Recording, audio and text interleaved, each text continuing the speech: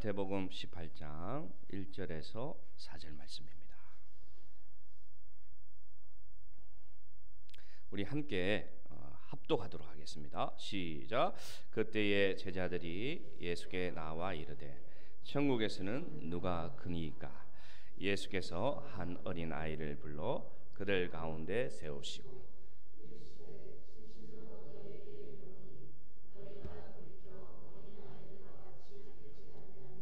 결탄코 천국에 들어가지 못하리라. 그러므로 누구든지 이 어린 아이와 같이 자기를 낮추는 사람이 천국에서 큰 자니라. 아멘. 지난 한 주간의 우리의 묵상은 천국에 관한 묵상이었습니다.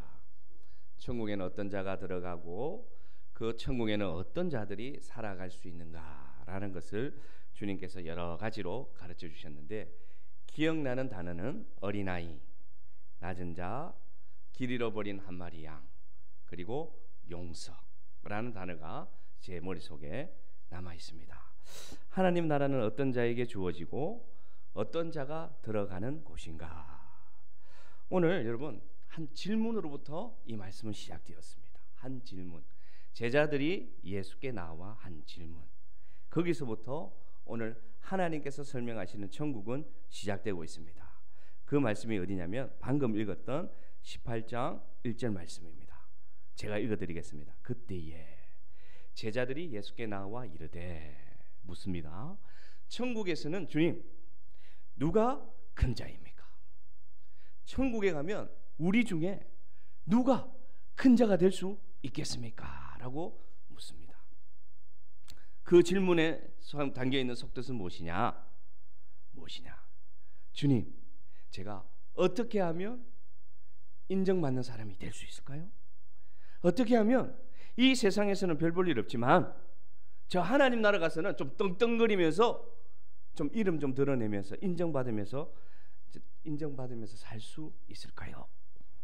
지금 묻는 욕망이 여기 들어와 있습니다. 여러분, 세상은 그렇습니다. 세상은 이왕이면 작은 것보다는, 적은 것보다는 큰 것이 낫고 많은 것이 좋습니다. 그건 세상의 방법입니다. 집도 그렇습니다, 여러분. 또 뭐가 그렇습니까? 차도 그렇습니다. 차도 그렇고 땅도 그렇고 또 외모도 작은 사람보다는 큰 사람을 좋아합니다. 이왕이면 큰 것을 찾는 것이 이 세상의 논리입니다. 그런데 여러분 생각해 봅시다. 하나님 나라는 그럴까요? 하나님 나라는 어떨까요? 하나님 나라로 가는 길은 그 길이 좁고 협착한 길이기 때문에 큰 자는 어울릴까요? 안 어울릴까요? 우리가 생각해도 크게 어울리지 않을 것 같습니다. 그래서 사실은 이 제자들이 와서 천국에서는 누가 큰 자입니까? 묻는 것은요, 천국과 누가 큰 자는 서로 말이 안 되는 질문입니다. 사실은 하나님의 가르침에 맞으면 천국에 가면 누가 더 작은 자입니까? 라고 물었다면 아마 예수님은 크게 칭찬하실 것 같은데, 여기 표현은 안 돼 있지만 주님은 이 질문을 듣는 순간 마음이 답답해졌을 것입니다. 마태복음 1장부터 지금 18장 곧 있으면 주님은 십자가에 달려서 죽게 생겼는데 여전히 먹고 동고동락하고 3년을 같이 지낸 제자들은 여전히 그들 생각 속에서는 더 큰 자가 되고 싶은 세상적 욕심이 그대로 들어가 있으니 얼마나 답답했을까요? 주님은 참 답답했을 것입니다. 그러면 이 질문을 오늘 우리에게 가져와 보겠습니다. 우리에게 가져와서 그러면 이 제자들은 왜 큰 자가 되고 싶어 했을까? 왜 이 제자들은 한 가지 생각, 어떻게 하면 더 큰 자가 되고 싶을까라는 생각을 살고 있었을까라고 우리가 이해하려면은 오늘날 우리의 모습을 보면 이해가 됩니다. 우리도 여전히 이 시대에 좀 더 큰 자, 좀 더 많은 자, 좀 더 누리는 자, 좀 더 성공한 자로 살고 싶어하는 욕망이 우리 속에는 여전히 자리 잡고 있음을 부인할 수 없습니다. 묵상하는 가운데 그러면 왜 사람들은, 저를 포함해서 이 사람들은 이 욕망을 버리지 못할까 생각해 보았습니다. 그런데 한 장면이 떠올랐습니다. 하와가 뱀의 유혹을 받던 첫 원죄를 짓던 순간에도 여러분, 이 사탄이 뭐라고 이 하와를 유혹했습니까?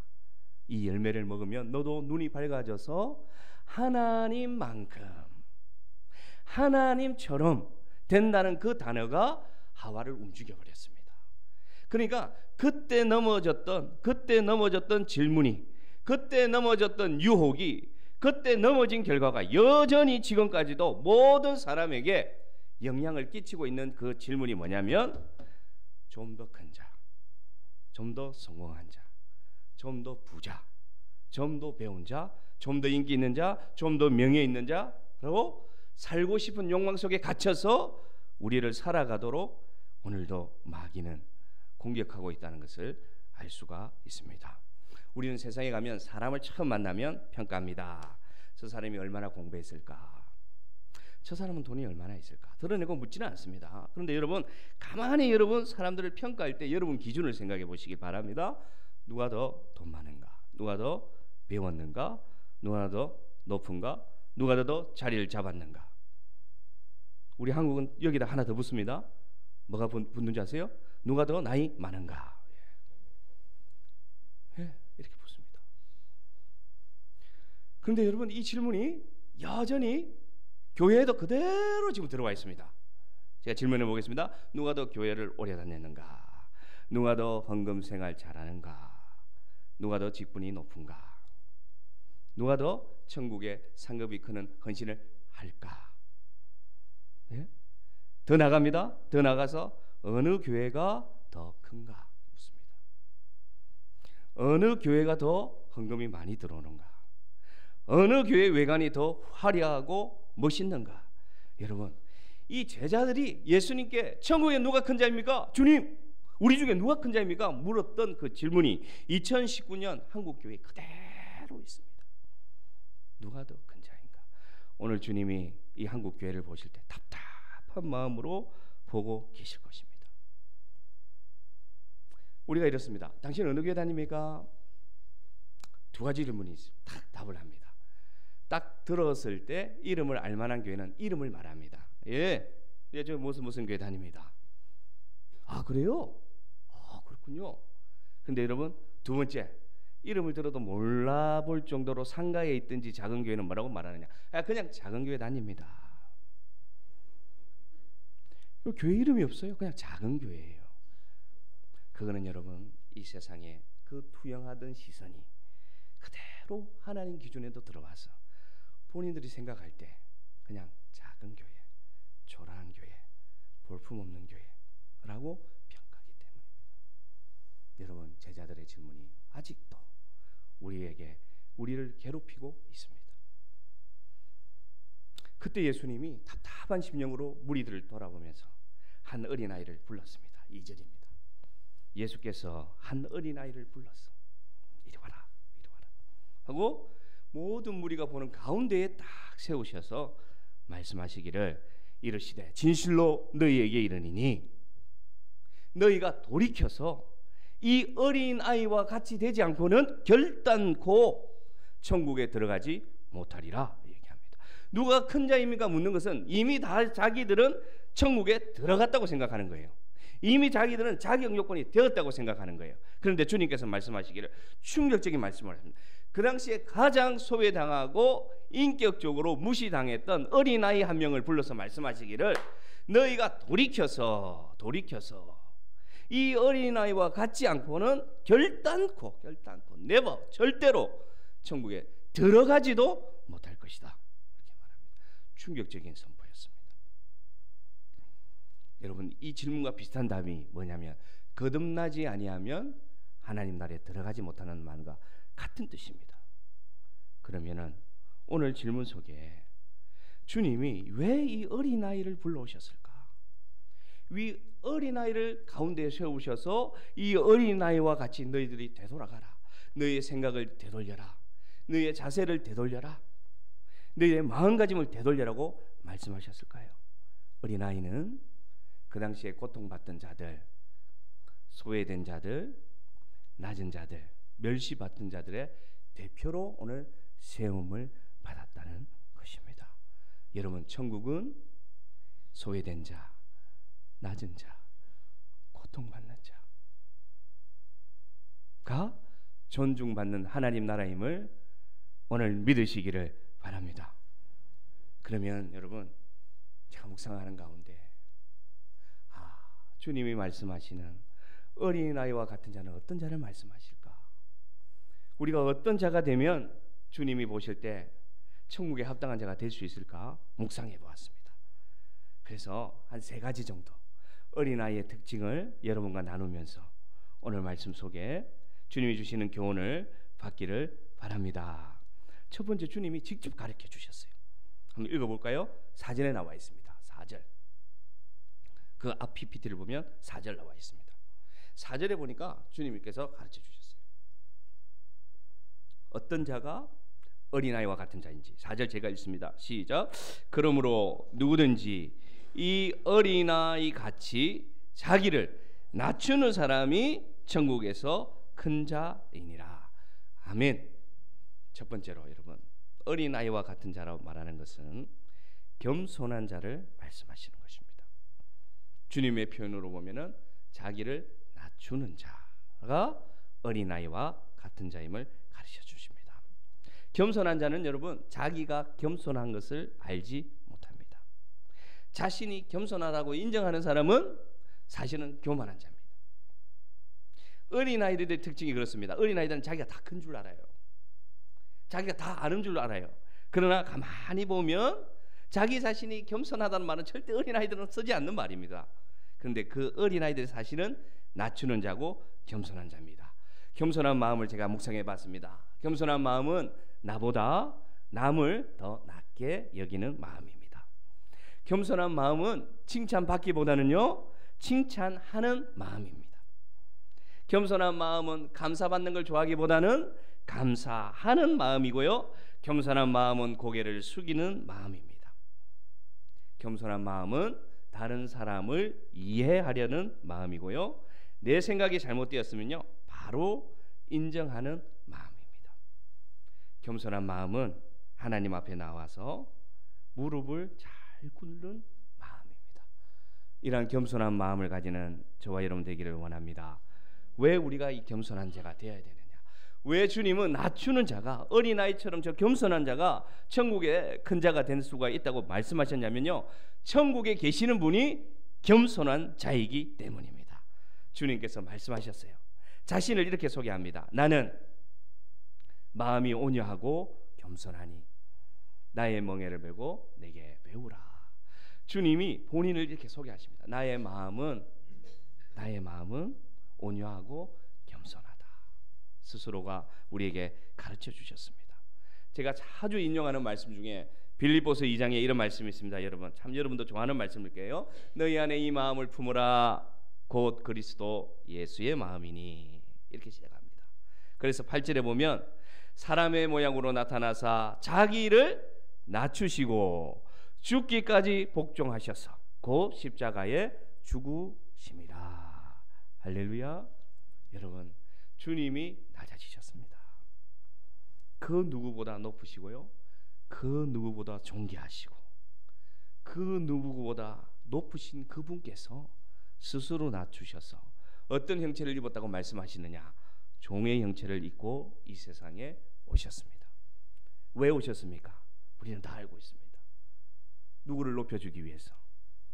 원수로, 죄악 중에 영원한 죽음으로 살아가는 우리를 하나님 자녀로 높여주기 위해서 본인이 낮아지셔서 종으로 오셔서, 여러분, 길을 잃어버린 한 마리의 어린 양처럼 찢기시고 고통당하시고 치욕받으시고 십자가에 죽으셨습니다. 그렇게 낮아지셨습니다. 그렇게 비우고 낮고 낮은 자가 되어서 우리를 하나님의 자녀로 높여주셨습니다. 그러니 우리도 당연히 이 은혜를 받은 자로서 하나님 앞에 낮아지는 저와 여러분, 겸손한 저와 여러분 되기를 원합니다. 한 가지 더 추가하자면, 여러분, 겸손하고 낮아진 자의 특징은 뭐냐면요, 의지하는 자입니다. 의지하는 자. 어린아이들은요 잘 의지합니다. 자기가 할 수 없음을 알고 있습니다. 예. 우리 성도들 여러분 자라다 보니까 이 세상 경쟁 속에 살다 보니까 이런 특징을 보입니다. 마음은 약하고 마음은 의지하고 싶은데 마음속에는 두려움이 가득한데 안 그런 척하고 세상을 살아가야 됩니다. 이 세상의 아버지들 어머니들 세상 속에 살아갈 때 내가 약합니다. 나는 못합니다. 나는 자신이 없습니다 하고 세상에 살아가면 세상에서는 우리를 거부합니다. 세상은 거부하죠. 못해도 잘하는 것처럼 몰라도 하는 것처럼 살아야 돼요. 그러니까 늘 마음속에 스트레스를 받으면서 살아갑니다. 사실은 부족한데 사실은 잘 못하는데 잘 못한다고 인정하는 순간 낙오자가 되어버리니까 너무나 이 세상을 살아가는 게 힘들게 살아갑니다. 어른이 아닌데 나는 어른이 아닌데 여전히 성숙하지 못한데도 성숙한 것처럼 살아가다 보니 상처받기도 하고요. 혼자 고통당하면서 그래서 병이 찾아오는 그러한 상황이 되기도 합니다. 여러분 겸손한 자는 의지할 수 있는 자임을 믿고 주님 앞에 나오시기를 바랍니다. 하나님을 의지하십시오. 하나님에게는 의지해도 괜찮습니다. 주님 앞에 나와서는 내가 못합니다 고백해도 됩니다. 주님 앞에 나와서는 나는 힘이 듭니다. 주님 나를 도와주시옵소서. 저는 주님 없으면 도저히 살아갈 수가 없습니다. 주님의 힘이 없으면 주님의 지혜가 없으면 제가 도저히 못 살겠습니다. 하나님 나의 손을 잡아주시옵소서.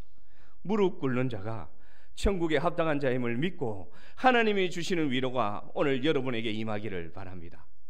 세상에서는 여러분 그렇게 살면 낙오되고요. 그렇게 되면요 따돌림 당하지만 하나님 앞에 나와서는 여러분 의지하시기 바랍니다. 괜찮습니다. 하나님은 그를 의지하는 자에게 세임을 주시고 그를 의지하는 자를 품어주시고 이끌어주시는 사랑이 많으신 하나님 아버지임을 믿고 낮은 자는 여러분 의지하는 자입니다. 주님을 의지하고 살아가시기를 바랍니다. 괜찮다고 여러분 스스로 속이지 마십시오. 나 잘 살고 있다고 스스로 속이지 마십시오. 나 똑바로 서서 잘 살고 있다고 괜찮다고 말씀하시지 마시고 주님 앞에 나와서 여러분의 약함을 내어놓고 여러분의 상처를 내어놓고 주님 앞에 하나님 아시죠? 하나님 없으면 한순간도 제대로 살아갈 수 없는 존재를 내 나임을 아시지 않습니까? 어린아이처럼 그 부모를 의지하여 그 품에 꼭 안겨서 그 억울한 거 다 얘기하고 저 친구가 나 때렸어. 저 친구가 나 아프게 했어. 그러니까 엄마가 혼내줘 말할 수 있는 그런 순수함, 그런 겸손함, 그런 낮아짐 주님은 기다리고 계십니다. 하나님 앞에 포장하지 마시고 그 마음 그대로 내려놓는 저와 여러분 되기를 원합니다.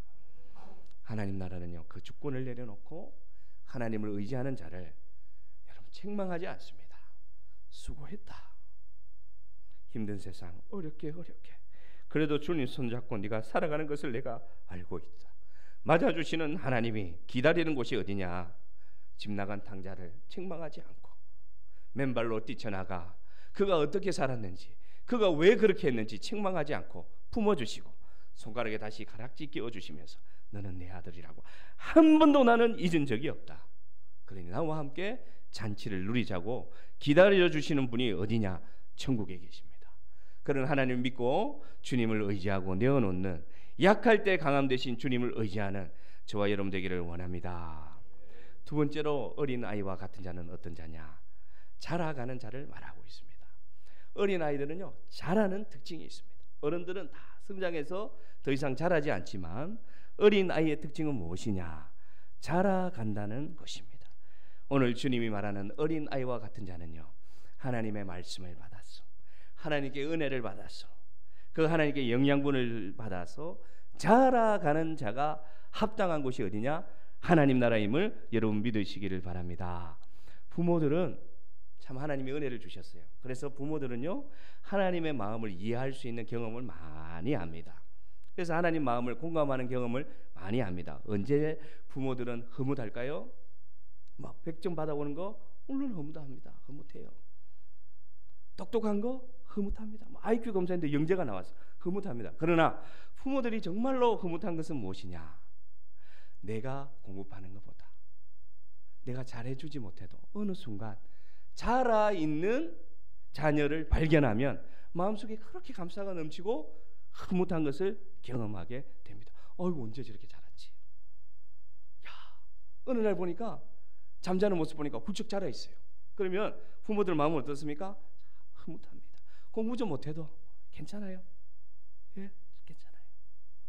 약해서 아이들에게 놀림 당하고 맞고 오고 그럴 때 속이 상하지만 어느 순간 보면 아이고, 언제 저렇게 우리 자녀가 자랐지 느낄 때 흐뭇하듯이 하늘에 계신 우리 하나님 아버지도 그럴 줄로 믿습니다. 여러분, 믿음은 자라가는 것입니다. 하나님의 그늘 아래서, 하나님의 사랑 안에서 자라갈 때 하나님 나라에 합당한 자녀임을 여러분 믿으시면 감사하겠습니다. 고린도전서에 보니까 심는 이나 물든 이는 아무것도 아니로되 오직 하나님은 자라게 하시는 분이다 라고 사도 바울이 고백했습니다. 하나님을 의지할 때 우리는 자랄 수 있습니다. 여러분 누구를 의지하고 살아계십니까? 하나님의 말씀을 의지하고 여러분 자라가는 속도는 중요하지 않습니다. 제가 말씀드리는 것은 자라가는 속도가 중요한 것이 아니라 자라가는 사실이 중요하다는 것을 아시길 바랍니다. 그래서 하나님 사랑 안에서 조금이라도 그 키가 자라가듯이 마음이 자라가고 생각이 자라가고 말과 행동이 주님을 닮아 자라가는 그런 성도 되기를 원합니다. 골로새서 2장 7절에 이런 말씀이 있습니다. 같이 한번 읽어볼까요? 시작. 그 안에 뿌리를 박으며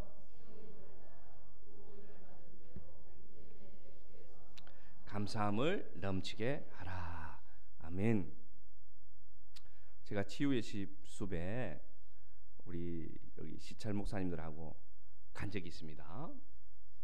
근데 이제 그 숲 해설하시는 분이 쭉 나무들을 여러 가지 나무들을 해설해 주시더라고요. 한 나무를 다 가르치면서 목사님들 이 나무 좀 특이하지 않아요? 이렇게 얘기하시는 거예요. 정말 특이했습니다.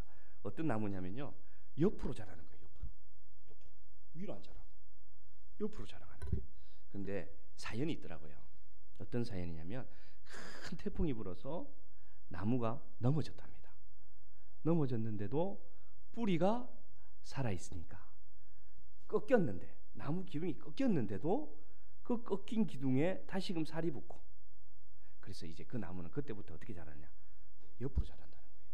뭘 말씀드리느냐, 여러분. 뿌리가 박혀 있으면, 뿌리가 하나님 안에 박혀 있으면 인생의 태풍이 불고 인생에 우리가 감당할 수 없는 고통이 와서 꺾여서 넘어져도 자랄 수 있습니다. 자랄 수 있습니다. 뿌리만 살아있으면, 뿌리면 하나님의 믿음 안에 살아있으면 그 하나님의 의지하고 신뢰하는 그 뿌리만 그 믿음에 박혀 있으면 여러분 아무리 험한 고난과 고통이 우리를 넘어지게 하고 때로는 꺾어버리더라도 여러분 어떻게 된다고요? 여러분 살 수 있습니다. 천국에 합당한 자는 꺾여도 뿌리가 박혀서 자라가는 자임을 아시기를 바랍니다. 주님을 이렇게 평가합니다. 예수는 지혜와 키가 자라가며 하나님과 사람에게 더욱 사랑스러워 가시더라. 지혜와 키가 어떻게 해요? 예수님이 자라가며 하나님의 사랑을 받아서 우리 모든 성도님들 지금도 잘 자라가고 있는데 앞으로도 더욱더 자라가는 우리 모든 성도님들 되기를 간절히 바랍니다. 그래서 저는 그런 눈이 없지만 어느 순간 보면 우리 집사님이 자라있어요. 어느 순간 보면 우리 성도님이 자라있어요. 왜냐? 신방할 때 말하는 고백이 다른 거예요. 아이고 목사님 그래도 괜찮습니다. 목사님 그래도 괜찮아요. 나보다 다 한 사람도 많아요. 이전에는 이 정도 되면 저는 넘어졌는데 이제는 괜찮아요. 걱정하지 마세요. 다른 분 신방하세요. 그게 뭐냐?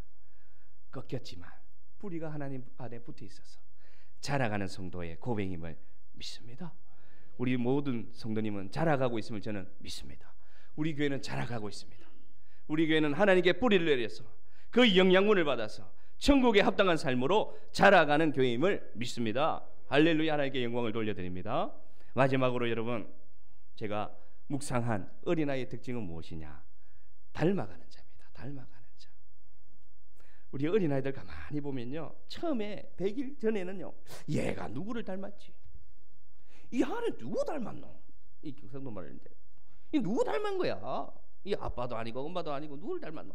그렇게 얘기할 때 간혹 있습니다. 그래가지고 가만히 유추해 보면은 특이하게도 가끔 보면 어떤 애들은 외할아버지를 닮은 애들도 있어요. 또 더 나아가면 외삼촌을 닮은 아이들도 있습니다. 뭘 말씀드리느냐? 그런데 자라가면 100% 그 부모를 자녀는 어떻게 합니까? 닮아갑니다. 어린아이는 이와 같습니다. 여러분. 어린아이와 같이 이렇게 말씀하셨을 때는 닮아가는 자임을 여러분 아시기를 바랍니다. 우리는 누구를 닮아갈까요, 여러분? 예수님을 닮아가는 자입니다. 우리가 예수님을 닮아가면요, 그는 천국에 합당한 자로 살아가는 자임을 알 수가 있습니다. 어떻게 하면 닮느냐? 참 신기한 거는 여러분, 가슴으로 낳은 아이들이 있어요.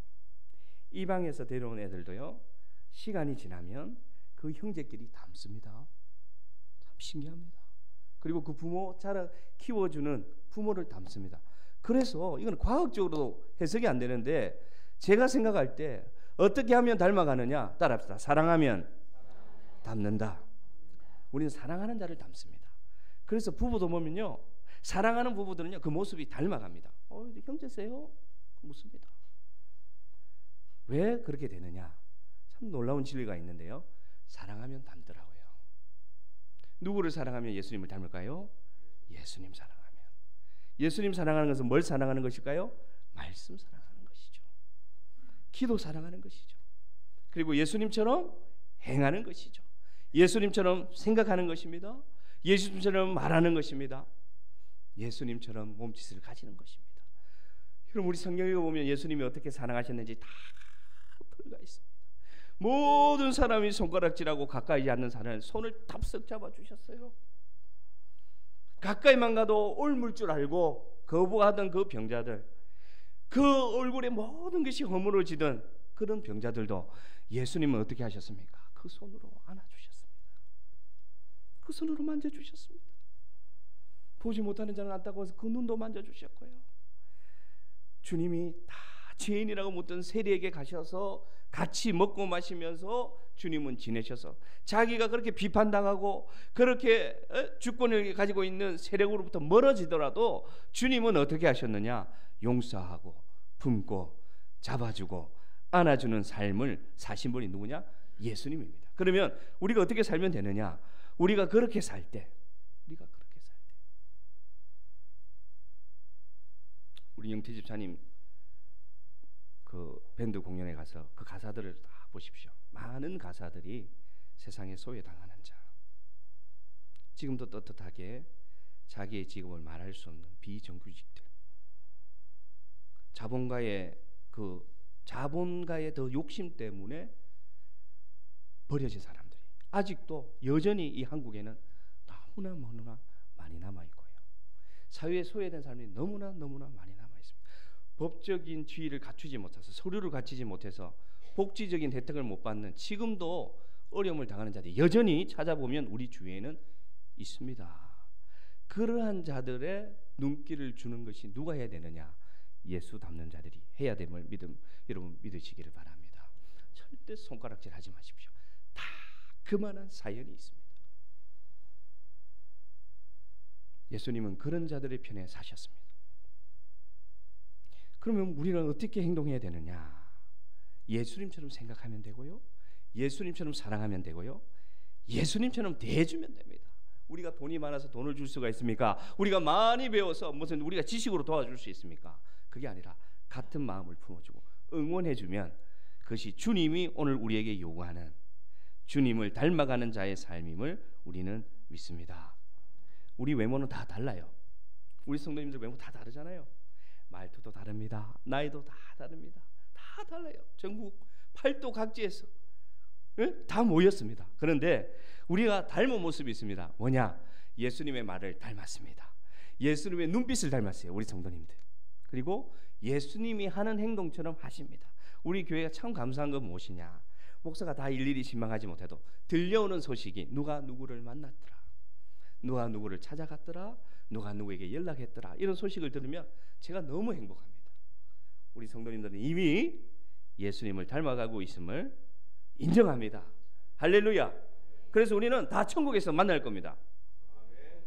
지금보다 훨씬 화장 안 해도 예쁜 모습으로, 훨씬 탱탱한 모습으로 보톡스 맞아도 만날 겁니다. 그런데 여러분, 그날 만나는 것도 중요하지만 말씀을 마무리하는데 이 땅에서 우리 그렇게 삽시다. 예, 이 땅에서.